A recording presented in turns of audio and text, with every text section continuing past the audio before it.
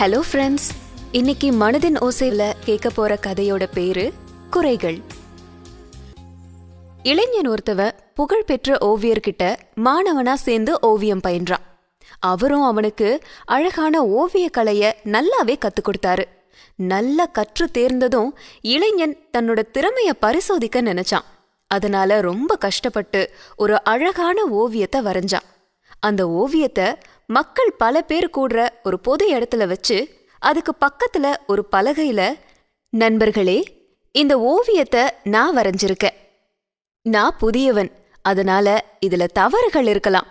நீங்க எங்கெல்லாம் தவறு இருக்குன்னு நினைக்கிறீங்களோ அங்க ஒரு இன்டு மார்க் போடுங்க அப்படின்னு எழுதி வச்சுட்டு வந்துட்டான்.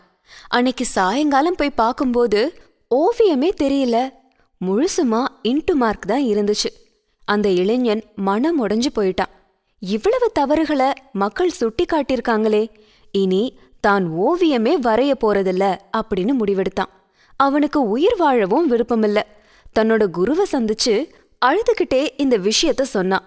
அவரு அவனை தேத்திட்டு, எனக்கு ஒரே ஒரு சந்தர்ப்பம் கொடு, மக்களோட கணிப்பு தவறுன்னு நான் உனக்கு நிரூபிக்கிறேன் அப்படின்னு சொன்னாரு. தயக்கத்தோட அவனும் ஒத்துக்கிட்டான். அவனை முன்னாடி வரைந்த ஓவியம் மாதிரியே திரும்பவும் ஒரு ஓவியத்தை வரைய சொன்னாரு. அவனும் கஷ்டப்பட்டு முன்னாடி வரைஞ்சது மாதிரியே அச்சு அசலா ஒரு ஓவியத்தை வரைஞ்சான்.